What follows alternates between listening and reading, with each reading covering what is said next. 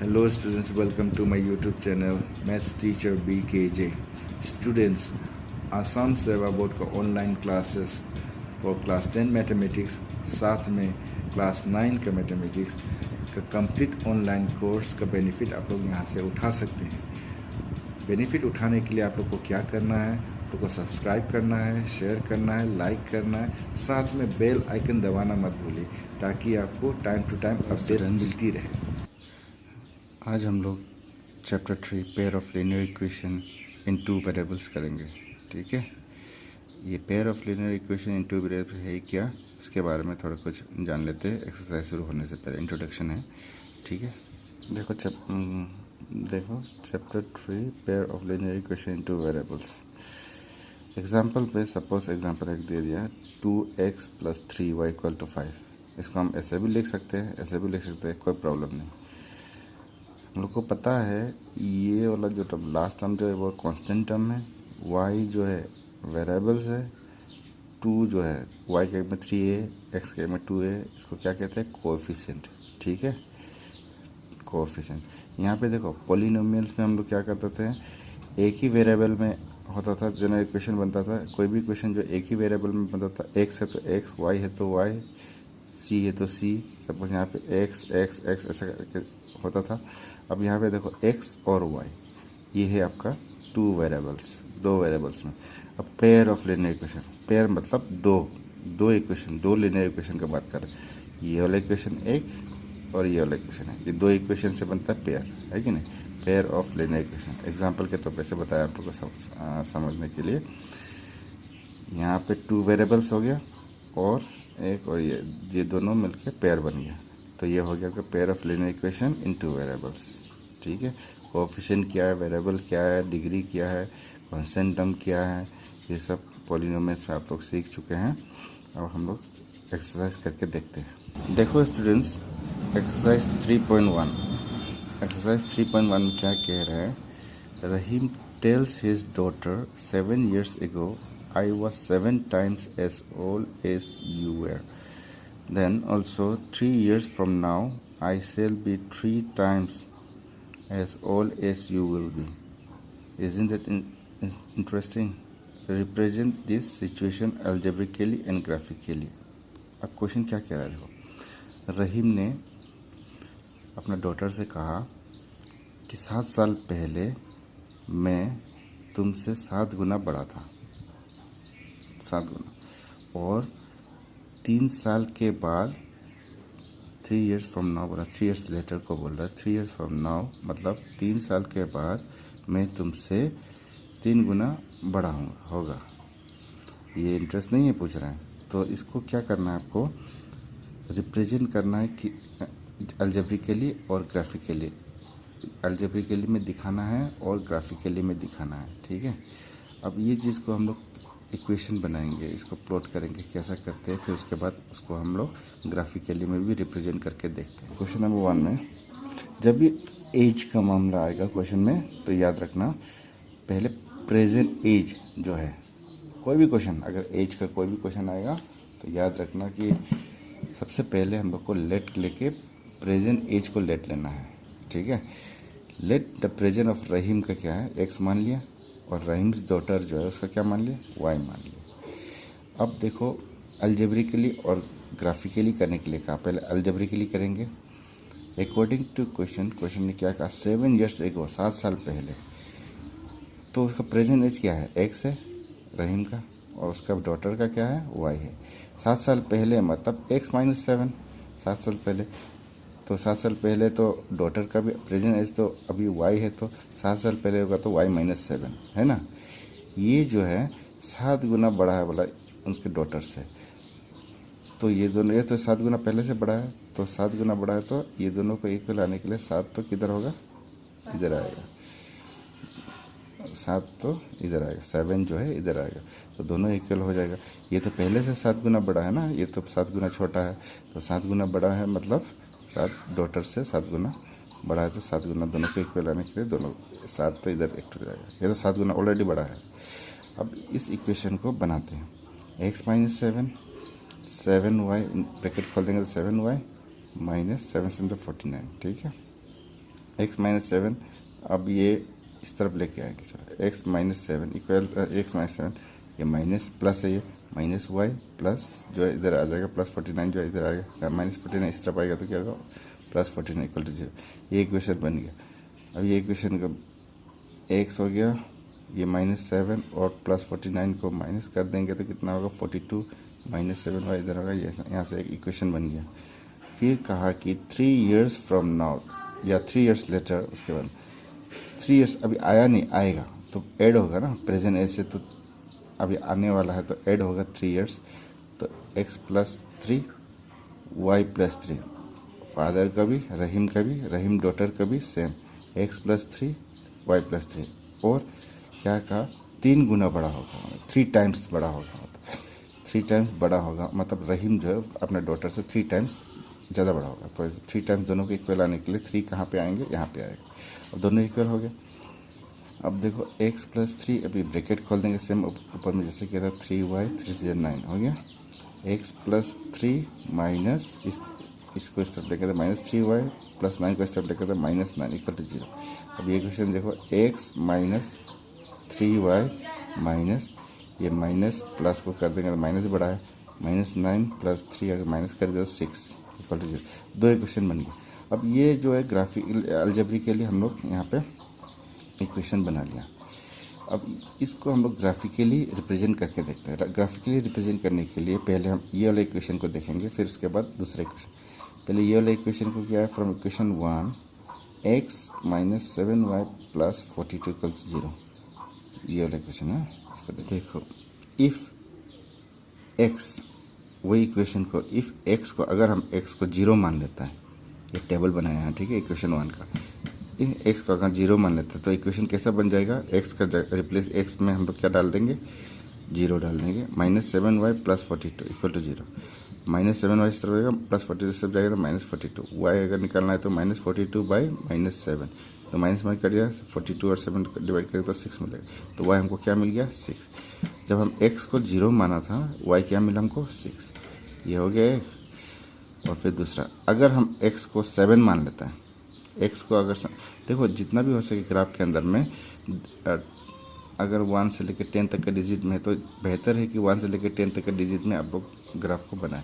अगर नहीं हो रहा, जैसे कि बड़ा डिजिट आ रहा है, जैसे कि थाउजेंड्स 10,000 ऐसा बड़ा डिजिट आया तो आप लोग जब ग्राफ में लिखेंगे 1 2 3 4 तो नहीं लिखेंगे, 1000 2000 3000 ऐसे करके बनाएंगे। मैं बताता हूँ। इधर देखो x को हम लोग क्या मान लिया 7, तो x का मैंने 7 डाल दिया, minus 7y plus 42 equal to 0, minus 7y plus 42 और 7 को प्लस कर दे तो प्लस 49 इक्वल टू 0, तो माइनस 7y और यह प्लस 49 इस तरफ ले गया तो माइनस 49। अभी y निकाले तो y equal to minus 49 by minus 7, minus minus कट गया, 49 को 7 से डिवाइड किया तो कितना मिला 7। तो अभी यहाँ पे देखो हम लोग ने x को 7 लिया था, y हमको 7 मिला तो 7। ये हो गया इक्वेशन 1 का टेबल। अब इक्वेशन 2 देखते हैं। इक्वेशन 2 में देंगे x माइनस 3y माइनस 6, ये है इक्वल टू 0। जब हम x को हम 0 मान लिया, 0 मान के चलते हैं, 0 मान लिया तो x क्या हो जाएगा, यहाँ पे x जो है 0 हो जाएगा, माइनस 3y माइनस 6, तो माइनस 3y इधर है गया, माइनस 6 जो इस तरफ लेके आएंगे तो प्लस 6 हो गया, तो y निकालेगा तो 6 बाई माइनस 3, इसको डिवाइड कर देगा तो 3 2 6 माइनस है minus 2।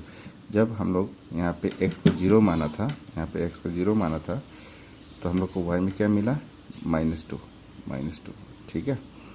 If y equal to 0, अगर y को हम 0 मानते तो क्या होता है x माइनस 3, ये y को 0 माना 3 इंटू 0 माइनस 6 इक्वल टू 0, तो x जो है ये तो 0 हो जाएगा और माइनस 6, तो x का वैल्यू क्या होगा, ये 6 माइनस 6 इस तरफ चला जाएगा तो क्या होगा 6 होगा। जब x को हमने क्या माना था, x को y को हमने क्या माना था 0, सॉरी y को हम लोग क्या माना था 0, तो x का वैल्यू कितना मिला हमको 6। ये हो गया, ये टेबल इक्वेशन 2 का टेबल भी हो गया, इक्वेशन 1 का टेबल भी हो गया। अभी ये दोनों टेबल को लेके हम लोग ग्राफ में प्लॉट करते हैं। ग्राफ बनाने के में ध्यान रखना कितना डिजिट है, लास्ट डिजिट कितना है देखना है, 6 है इधर में, ये वाला टेबल में क्या है, इधर में ये लास्ट डिजिट कितना है देखना है, ये 6 है, इधर में 7 है, तो सबसे बड़ा टेबल 7 तक का टेबल आना चाहिए। तो यहाँ पे लाइन खींचेंगे, यहाँ पे एक्स और वाई खींच देंगे और ऊपर में एरो देना मत भूलिएगा। अब देखो ये एक्स एक्सिस का इस तरफ को जो राइट हैंड साइड में क्या है पॉजिटिव है, लेफ्ट हैंड साइड में नेगेटिव है। ऊपर में क्या है वाई एक्सिस का पॉजिटिव है, नीचे वाला क्या है नेगेटिव है। तो 1 2 3 4 5 6 7 8 तक के लिए हम लोग को पता है कि लास्ट डिजिट जो है एक्स का क्या है 6 है। लास्ट डिजिट जो है एक्स का क्या है 7 है। 7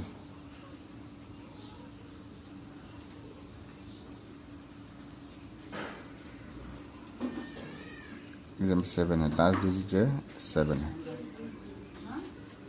ठीक है, तो 8 तक हम लोग खींच लिया। इधर में y का लास्ट डिजिट क्या है वो भी 7 है, तो 7 तक इधर में भी 7 तक खींच लिया। तो 7 तक से 8 तक खींच लिया। और माइनस में y में -2 है तो -3 तक हम लोग -2 है -3 जहाँ तक बना सकता है बनाना। इधर टेबल में देख के बना सकता है, इजीली बना सकते हैं। कितना कितना हमको डिजिट में बनाना है, कितना बड़ा टेबल बनाना है, हम लोग को आइडिया रह जाता है। अगर कंटिन्यू आप बनाते रहेंगे तो आपको आइडिया रह जाएगा। अब ये प्लॉट कर दिया, ये 1 2 3 4 लिख दिया। इधर में ऊपर 1 2 3 4, इधर लेफ्ट साइड में -1, नीचे में देखो ये एक्स एक्सिस है। ये एरो देना मत भूलिएगा, ऐसा से एरो। ये एक्स एक्सिस है, ये एक्स इस तरफ में जहाँ पे नेगेटिव साइन है एक्स बार, ऊपर में वाई, नीचे में वाई बार या वाई डैश या फिर वाई डैश एक्स डैश।